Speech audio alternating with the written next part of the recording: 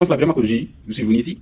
Côté intégration, à l'école, oui, c'est un peu dur. Après, je vais parler bien sûr tout ce qui est les inscriptions, les frais d'inscription de 2770. C'est un autre film que moi, En fait, moi, c'est pas rien. Quand j'étais au Sénégal, là, je voulais uniquement venir. Ouais, France.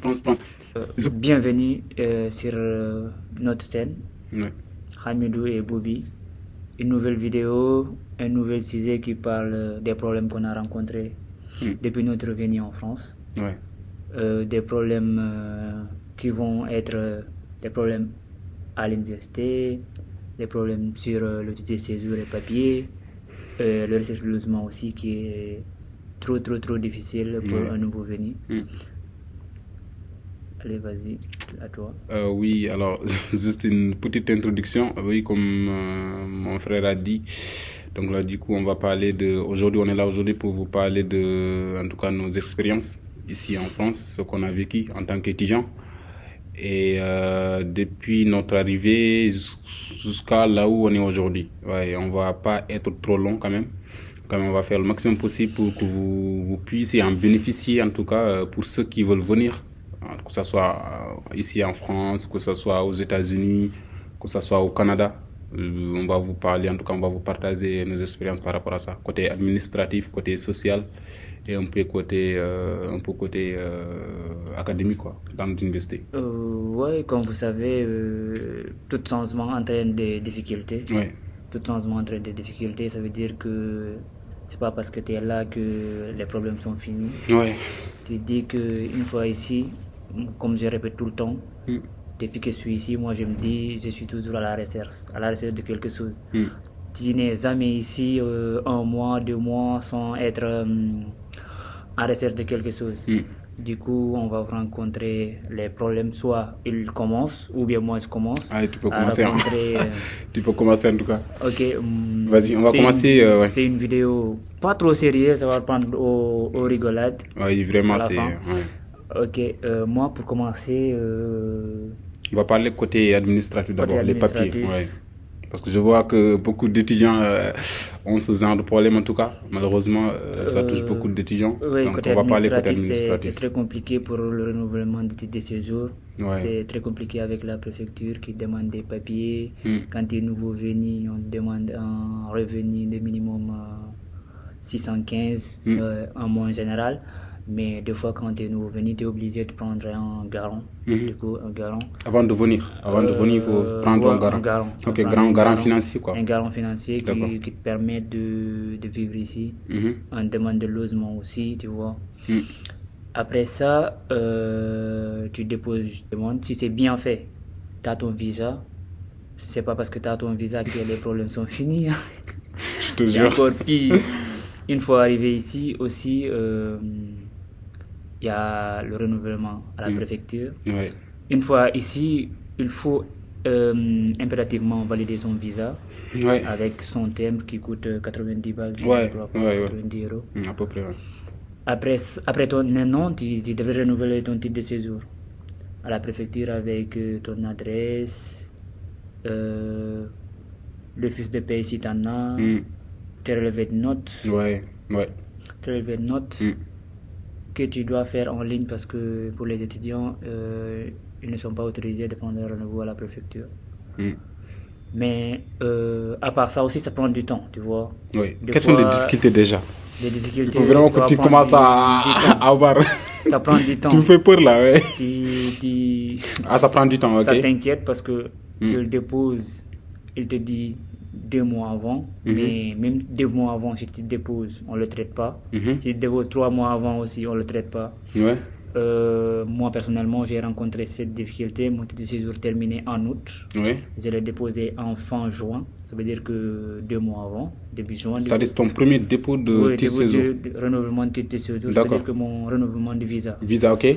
Premier. Je l'ai déposé en début août. Oui. Non, début juin, du coup. Début juin, d'accord. Avant que les résultats académiques sortent. Ouais, ok, ouais. Parce qu'ils demandent des relevés de notes et tout. Entre-temps aussi, j'avais pas un CDI, tu vois. Je travaillais dans des intérims. Ouais. Entre-temps, j'ai eu un CDI en juillet. J'ai déposé mon renouvellement en juin.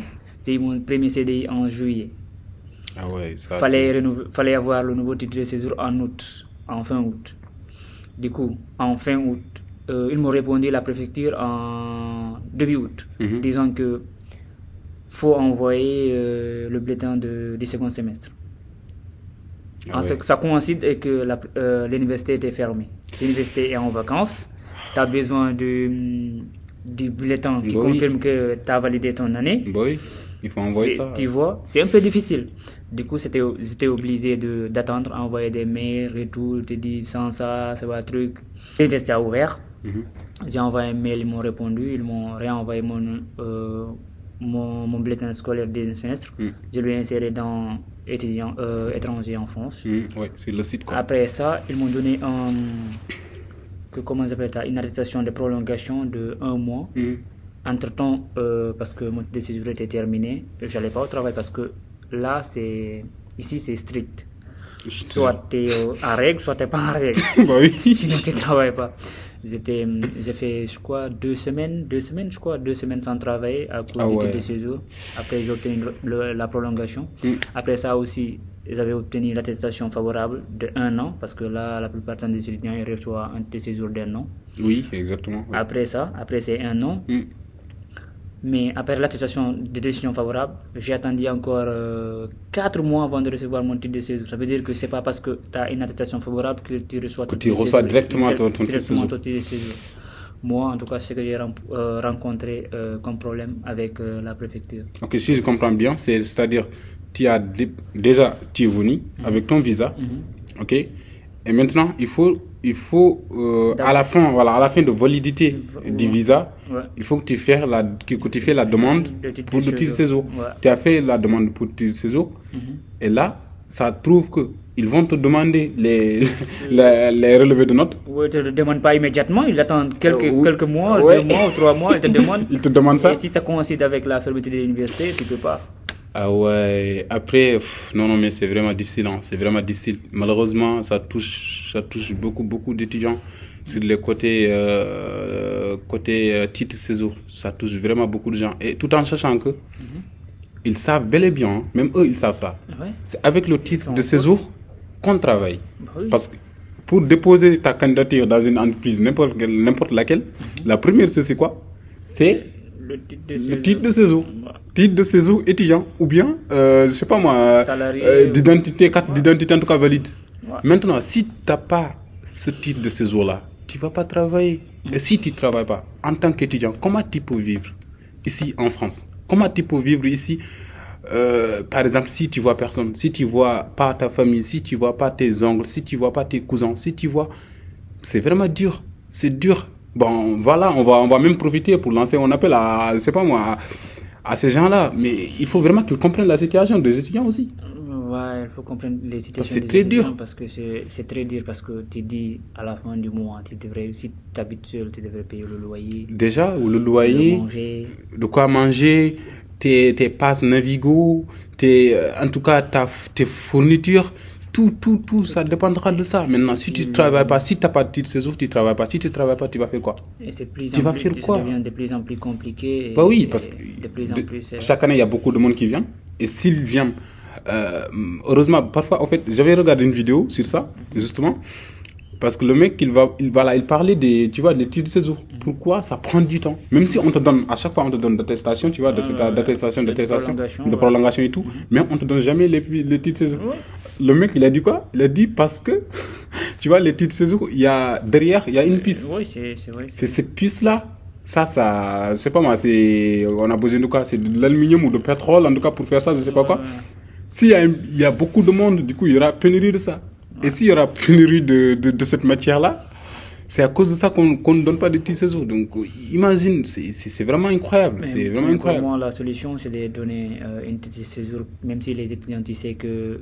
Mais les étudiants aussi abusent. Des fois, tu ne vas pas à l'université, mais les plus sérieux, tu vois, tu leur donnes un titre de séjour de 3 ans qui va te permettre au moins d'être serein au moins pour 3 ans, tu vois. C'est mieux. Oui, 2 ans, 3 ans, au moins. Comme ça, les autres qui viennent, ça, c'est vraiment une bonne solution. Hein, je te jure, c'est une bonne solution. Les autres qui viennent maintenant, voilà, ils vont faire leur démarche, alors que les anciens, peut-être, ou bien en tout cas, il y a 2 ans, ceux qui sont déjà là, Là, ils ont déjà le titre de séjour. C'est pas la peine de refaire encore de demande, mais ça sert à quoi, en tout cas, de donner à chaque fois en étudiant, on a. Tu vois, ça, c'est vraiment compliqué. Alors, personnellement, bon, oui, comme tu as dit, il y a la majorité, en tout cas, des étudiants ont toujours ce problème-là. À cause de quoi? À cause de renouvellement à chaque fois, à chaque année. À chaque fois, tu as un titre de séjour de validité un an. Ça, c'est vraiment compliqué, tu vois. Maintenant, si par hasard ou même par sens que tu as, par exemple, 2 ans ou 3 ans, ça, c'est vraiment bien. Ça, c'est très bien, en tout cas. Alors là, on va parler un peu en tout cas, côté social. Ok, du coup, tout ce qui est intégration, tout ce qui est logement, tout ce qui est... Ouais, on va parler un peu de ça. Tu veux que ça commence ou... Oui, commence. Alors, oui, côté social, côté intégration. Déjà, il faut savoir, on quitte dans un pays, dans ton pays, tu quittes dans ton pays pour aller dans un autre pays. Okay, où tu connais personne, où l'éducation c'est pas pareil, où la culture c'est pas pareil, la langue, tout ça joue. Ok, quand tu es dans ton pays, tu es vraiment libre, tu es apaisé, tu vois, même si tu connais pas les gens, mais quand même juste le fait d'entendre qu'on parle de ta langue, là déjà ça te rassure. Mais imagine-toi, tu viens dans un pays où tu vois les gens qui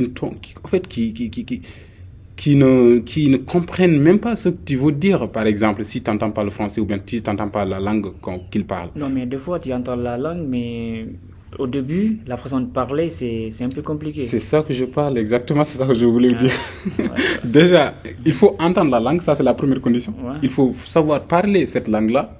Ok. Et la deuxième condition, c'est quoi? Il faut parler comme eux. Entre guillemets, il faut parler comme eux, parce que sinon au début là ça va être chaud. Je me rappelle bien, quand on était venu au début, les profs, quand ils dictaient les trucs, surtout en anglais, là c'est compliqué. Je comprenais absolument rien du tout. Là ils dictaient, ils expliquaient les trucs, les gens, nos étudiants là, ils notaient et tout, mais moi je notais pas parce que ça passe tellement vite. S'ils parlent, on dirait tu vois, mais au fur et à mesure qu'on s'habitue. Maintenant, pour moi, j'avais vraiment eu entre guillemets ce genre de problème. Côté intégration, j'avais vraiment quelques soucis, en tout cas.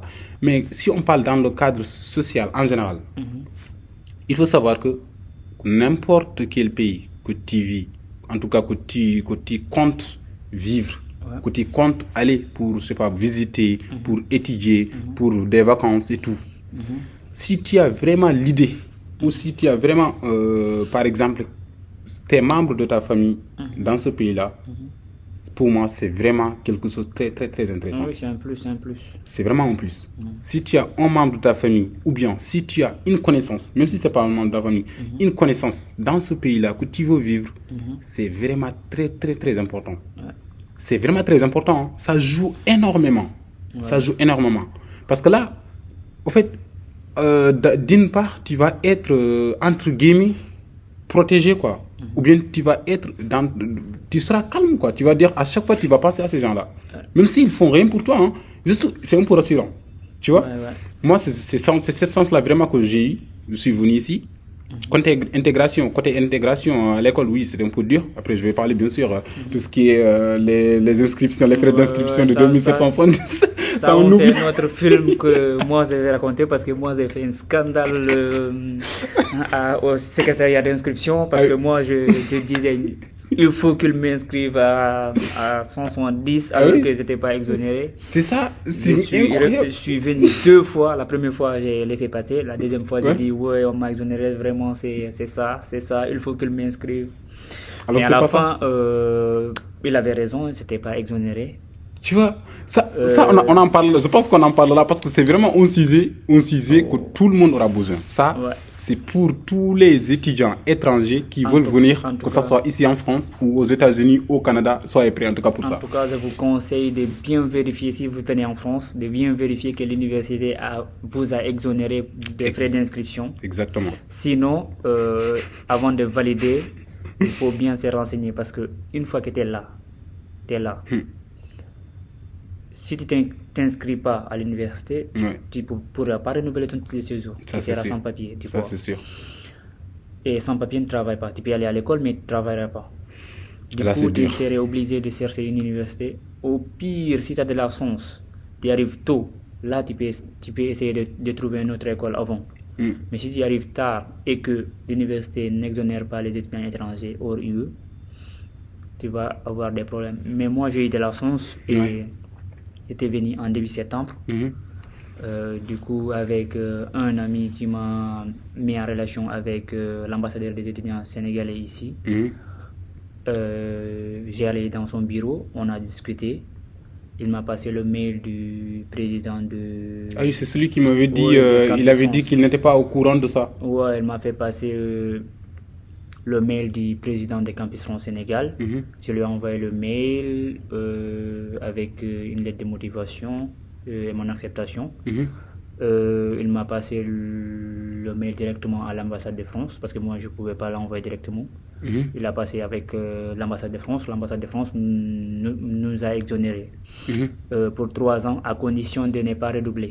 À condition de ne pas redoubler. Exactement. Ça veut dire qu'il fallait bosser double et travailler les week-ends, bosser à l'école pour ne pas se redoubler parce que... Si tu redoubles déjà, il faut comprendre, ça c'est, en fait, c'est pas vraiment une attestation définitive quoi. C'est vraiment avec une condition que tu ne redoubles pas Exactement. ta première année, tu ne redoubles pas ta deuxième année pour inscrire en troisième année avec les 170. Mais en troisième année, si tu redoubles, c'est mort aussi. Voilà. Les 3 années, il ne faut pas redoubler. Ouais, c'est un peu, je pense que c'est en ce moment-là qu'on s'est connus, quand on paye les... Ouais, c'est exactement ça. En fait, moi aussi, c'est pareil. Hein. Quand j'étais au Sénégal, là, je voulais uniquement venir. Ouais, France. Je pensais même pas à des inscriptions, je te jure. Même si, quand j'étais là-bas, même si on me parlait de ça, je te jure, je vais dire non, je m'en fous. Moi, il faut vraiment que je sois là-bas, c'est tout. En fait, quand on est... Non, mais sérieusement. Non, au début, on s'en fout, Zar. On te dit, c'est mauvais, tu dis non, c'est bon, vous mentez, Zar. Vous mentez. Mais il suffit que tu arrives. Les gars, c'est incroyable. Je te jure, quand tu es là-bas, quand tu es au bled, quand tu es, je sais pas moi, là où tu es dans ton pays et tout, tu veux aller rejoindre un autre pays, si on te parle des conditions, vraiment c'est dur, tout ça là, tu ne vas même pas comprendre, tu ne vas même pas croire. Tu vas dire non, moi, l'essentiel que je sois là-bas, tu vois. Maintenant, moi, c'est ça que je pensais. Une fois ici, vraiment, c'est une anecdote là, je vais parler un peu de mon cousin parce qu'il m'a fait rigoler dans cette situation-là, je te jure. En fait,